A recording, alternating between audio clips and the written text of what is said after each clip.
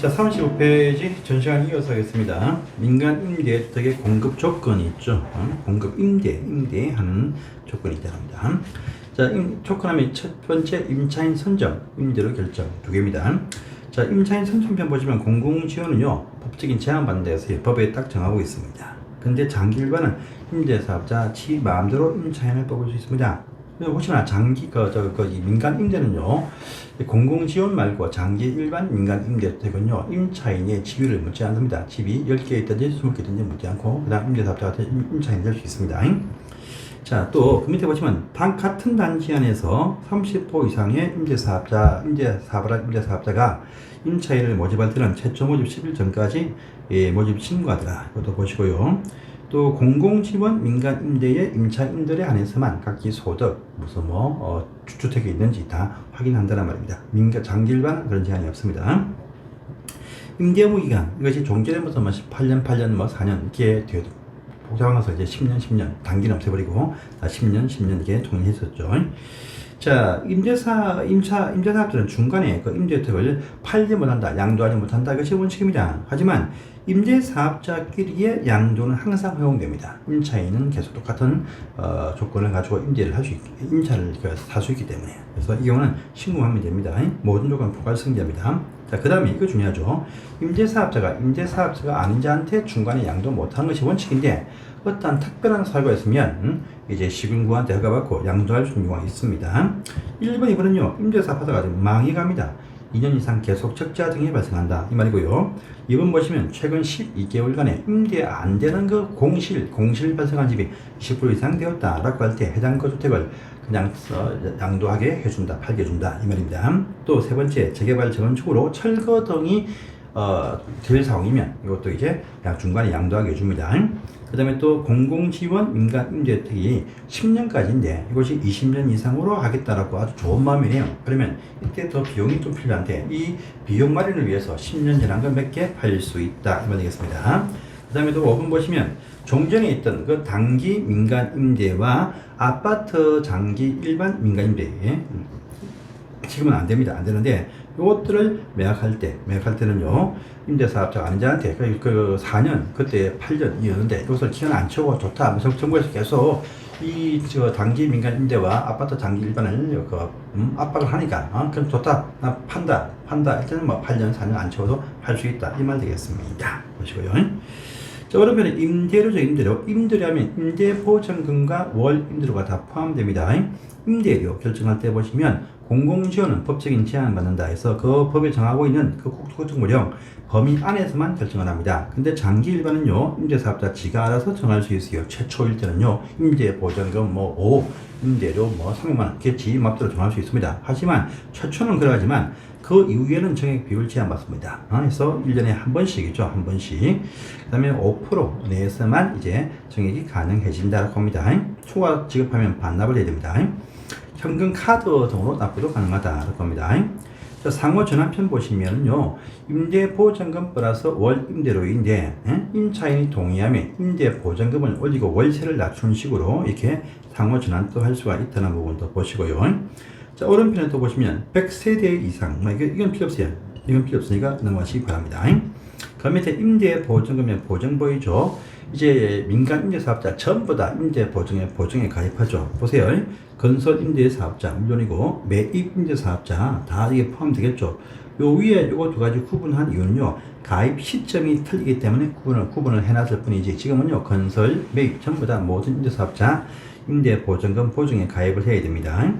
이 가입기간은 임대 의무기간 종료일까지다 보시고요.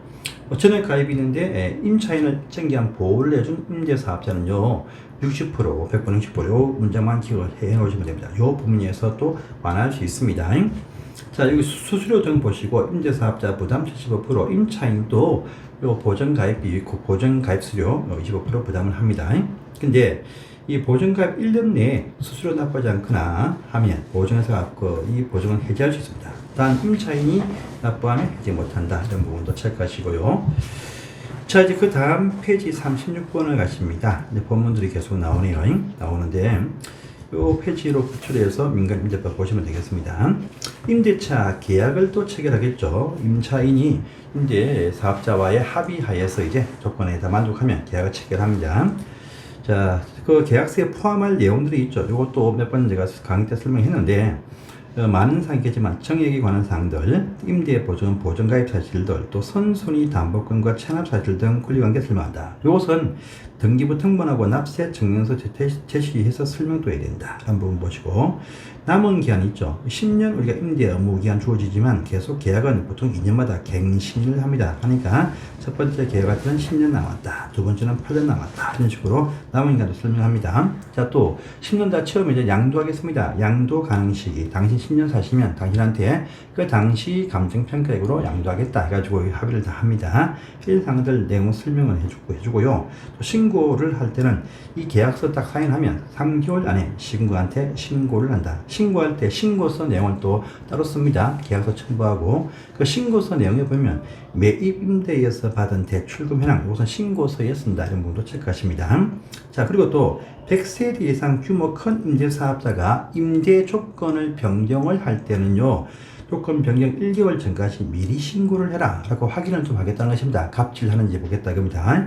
그런데 해보니까 뭐가 좀 이상해. 그러면요, 조정을 공고할 수 있습니다. 그러면 10일 안에 재신고를 해야 돼요. 근데 재신고한 내용도 이 임대료 5% 정액비를 초과한다. 그러면요, 신고수리 거부해서 당신 임대사업 하지 마라. 이렇게 할 수가 있다는 것이죠. 이것이 민간임대주택법에서 이제 적용하는 임대사업자의 어떤 업무사항 중 하나입니다. 보시고, 그 다음에 또 밑에 보시면요, 임대차 계약을 갱신을 안 됐죠. 10년 임대 업무가 주어져도 2년마다 갱신한다. 이 갱신할 때 거절을 할 수 있는 사유도 이렇게 있습니다. 이 딴 건 필요 없고 2번이죠.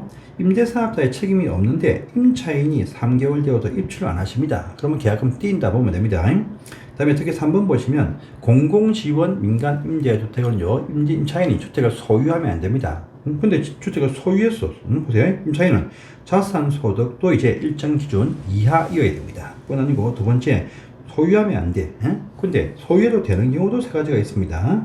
상속 판결 등 때문에 부득이하게 집이 생겼다. 그러면요, 계속 그 임대주택에 살면서 그걸 나중에 자기 소유권으로 양도받고 싶으면 부득이하게 생긴 요 집을 12개월, 6개월 안에 팔면 된다 이 말입니다. 그 다음에 또 세대원 중에서도 다른 집을 소유하면 안 돼. 그래서 세대원 중에서 한 명이 뭐 혼인등 사유로 집이 생겼다. 그러면요, 그 집이 생긴 사람은요, 14일 안에 전출 신고를 해서 세대 분리하면 된다. 이렇게 하고요. 10번 보시면 이 공공지원 민간임대도 선착순으로 임차인이 안 모여서 선착순으로 임차인 모집할 때는요, 집에 있는 임차인도 선착순 입주를 할 수 있다라는 의미가 이게 또 포함이 되어 있습니다. 그래서 보시고, 자, 임대에서의 관리편 나오네요. 관리편. 관리 대상이 나옵니다. 이제 300세대 이상 150세대 승강기 150 중앙집중 난방방식은 업무적으로 관리를 하여야 한다. 이렇게 말하죠.